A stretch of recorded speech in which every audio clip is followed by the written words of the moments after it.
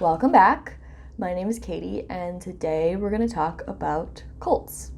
So this week I read Cultish, and unsurprisingly, it got me thinking a lot about cults, so much so that I wanted to make a video. I don't know about you, but I've always been fascinated by cults. I've seen all the documentaries, and I've been in my fair share of culty school clubs. So Cultish talks about the language of cults, and specifically how that language is an identifier for cults, which surprisingly, as someone with an English degree and a love for semiotics, I had never heard or thought about before how important the language that cult leaders use is to the formation and continuation of their cults. I want to talk about how we create seemingly harmless groups, but by co-opting the language of cults, they can turn into really dangerous situations. So cults create this us versus them language. This allows them to segregate their followers into an exclusive group. You're with us, you're not like them. And what this does is it allows cult leaders to reserve treatment for the in-group that can be pretty awful. Often they do this by portraying the rest of the world as inferior. You are superior because you're in the cult, you're in the group. This allows exploitation and abuse to be portrayed as special treatment reserved just for them. Being in the group becomes more important than fair and ethical treatment, and that creates a really dangerous situation. And obviously this happens in bona fide cults, but I've seen this a lot in non-cult situations. I've seen this with school clubs, jobs, and even volunteer groups. Let me explain. I'll make up a fake business. Let's say that I find plant pots in thrift stores and I paint female empowerment messages on them, and then I sell them on my Instagram. My Instagram gets popular, gets published in my university's newspaper, so I make a school club and everyone wants to join in on my plant pot painting situation, my plant pot painting club, because they think it's so great. So I have a long wait list of people who want to get in, so it's pretty exclusive to get in. Because this is activism and I'm using empowerment messages, I don't pay people for their work. They're volunteers, but I'm making money because I'm selling the pots at the end of the process. And that is exploitation. Let me give you another example. Every school, whether it's high school or university, has one or two or a handful of clubs that for whatever reason are really hard to get into and everyone wants to be in them. Once you're in that group, it creates a really powerful us versus them because you got in and beat out everyone else. So once you're in, you can be conditioned to ignore some pretty awful things.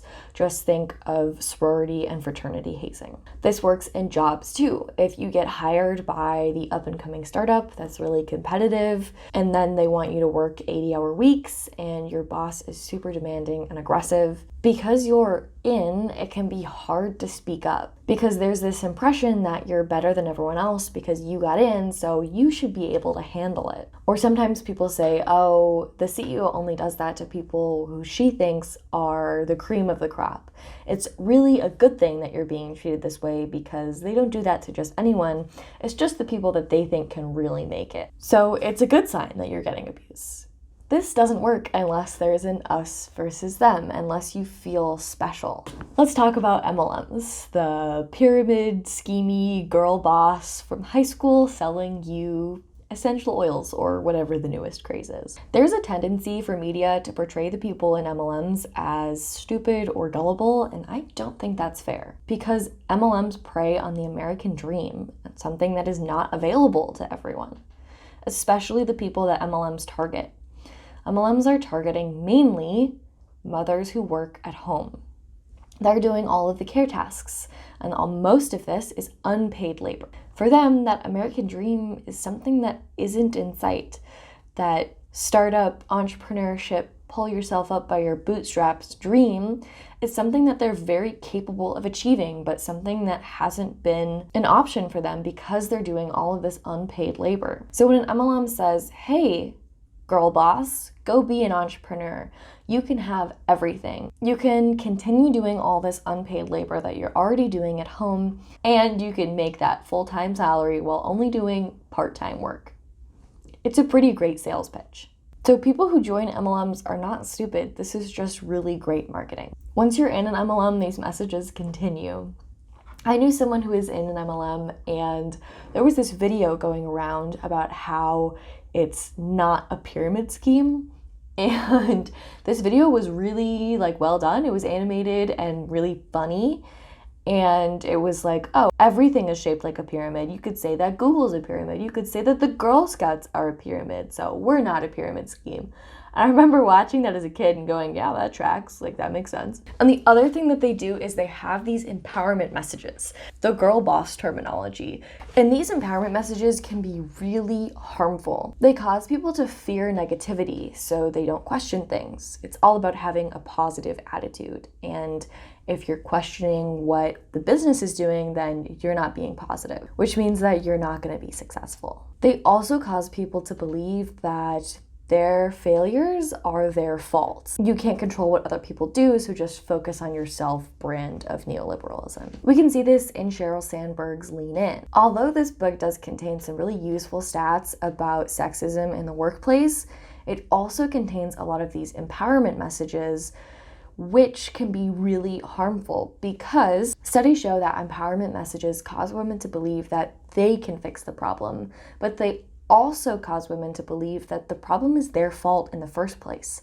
And that's just not true when we have these structural systems of oppression that are really the main cause of the problem. These messages are so harmful if you're struggling with oppression because it frames it as your fault and tells you that you're the thing to fix instead of the system of oppression. The last thing I want to talk about is the platinum rule. In Cultish, Jim Jones, the leader of the Jonestown Cults, where we get the phrase drink the Kool-Aid from, is described as a chameleon.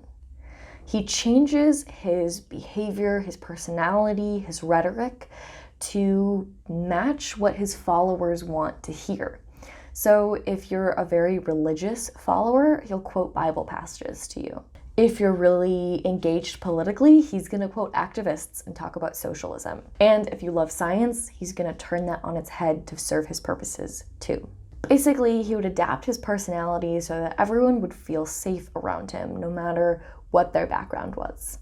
And that's what the platinum rule teaches. It's like the golden rule, which is treat others how you would like to be treated, except the platinum rule is treat others how they would like to be treated. This is a book, and in the book, it argues that you should change your personality and be a chameleon and change yourself into whoever is going to make your audience at that moment the most comfortable. And this is really great in some situations, like if you are trying to comfort a friend and they're really upset.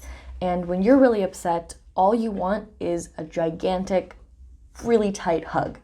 And your friend does not want to be touched. And all they want is a cup of tea and for you to listen to them. Giving them a hug is going to make that situation worse. So you should follow the platinum rule. You shouldn't give them what you want. You should give them what they want if your goal is to help them in that situation. However, this can really easily turn into manipulation in a cultish environment.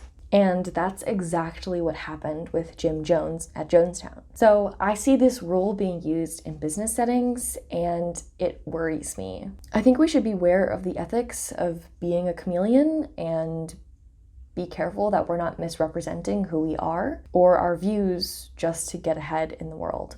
And beware when someone tries to chameleon you. Well, those are my disorganized cultish thoughts. What do you think? Have you always been fascinated by cults? Let's chat about it in the comments. Do you see cultish things in your life and in your circles? I do recommend reading Cultish. There are a lot of really amazing examples and conversations that I didn't mention in this video. I do not recommend reading Lean In at face value, but I think it can be interesting to read to think about whether or not the things that Sheryl Sandberg says are helpful or harmful in the end. It definitely deserves a critical approach, as does the platinum rule. If you enjoyed this video, please give it a like and tell me why in the comments so I can make more content like it. If you liked this video, I think that this one might be interesting to you. And if you'd like to stick around, please subscribe. Until next week, bye.